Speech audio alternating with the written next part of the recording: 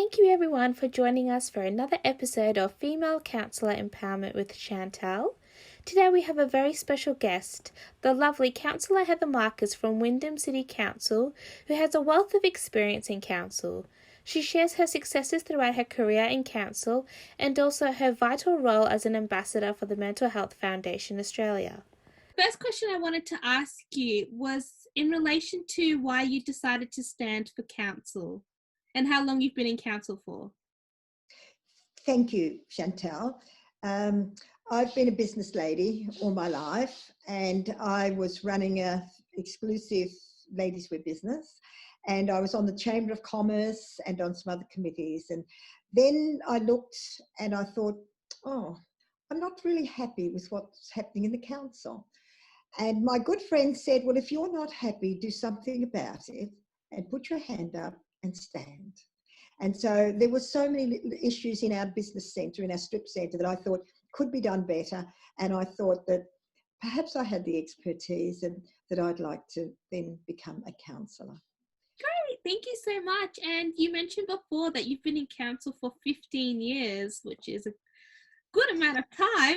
So over the years, how has council life changed for you? Is it more demanding now or was it more demanding in the past? When we're a growth city, we're on the outer skirts of Melbourne, so we're a very big council. So when I put my hand up in 1986, we were probably only half the size of what we are today. We've been growing by 10,000 people a year. So I thought I knew it all, but believe you me, when I was elected, I had a lot of quick learning to do. And I can't stress that enough, that, you know, you might think you're well equipped, but you're not. There is a lot of learning to do. But we had 9 councillors in those days, and we were a very united council, all with the same purpose of what we wanted to do. My skills were that I had been in teaching, I'd run a building business, and I'd had a lingerie fashion wear business for 26 years. I'd been on the Chamber of Commerce and many other committees. It is most important that you have community skills. You must be able to listen. You must be able to make yourself available, but you must be well educated because you are dealing with many people of different cultures. You have to make sure about the services that you have in your city. And one of our biggest important issues in a growth centre is infrastructure, roads, rates and rubbish. And so therefore, I know when I first came onto council, I took every opportunity I could to go to the MAV, to do all the seminars, to learn. Because you might think you've got skills in the jobs you do, but once you come onto council, your biggest most important job is going to be planning. Raised. So you're an ambassador for Mental Health Foundation Australia. Can you tell us a little bit more about that and what you do as an ambassador for them? Yes. Why I became involved in mental health is sadly our younger sister committed suicide, and this was always something that has never left us. When she was 23, she was a nurse studying for her midwifery in Melbourne, and we knew she had come down with mental health, and we were trying to help and support her. But in those days, there wasn't the support for people with mental health as we have today. And so we didn't know at the time, but she was writing memoirs every day telling us exactly what it was like with mental health issues. And she kept saying throughout those notes, but nobody is listening to me. I then met our chair, Vasan, and became really involved with mental health issues. So being an ambassador, because of all of our different cultures, we need to make sure that we're inclusive.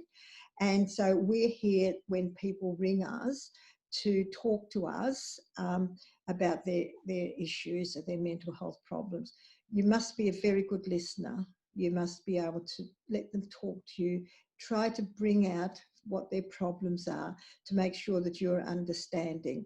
And then after that, we of course then contact Mental Health Foundation, where our psychologists and all those people take over from where we are. So we're virtually people that are on the front line.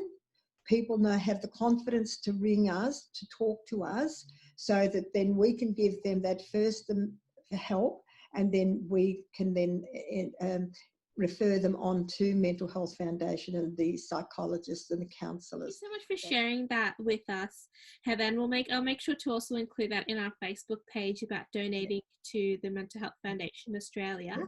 Just wanted to finish up this conversation with you with one last question. So if there are women out there thinking about local government, what encouragement would you give to them? Yes, what I would say to them, make sure you understand your obligations. So don't put your hand up and say, yes, I can do it, I can do it. I'm sorry. Make sure you understand what it is. Make sure that you've got time for, around about 20, 25 hours per week. Make sure that you have time for your residents. Make sure that you plan your day. And you must educate yourself, because once you become a counsellor, there is many, as I said earlier, there are many, many things that we do in counsel that you need to come across, like services. Our services are at kindergartens, maternal child care, health care, our youth, our aged care services. So they're all of our services that we deal with. Then, of course, you've got the major projects like your infrastructure, traffic, roads, rates. Now, budget time is very consuming. So if you've got a financial education, that is a great help.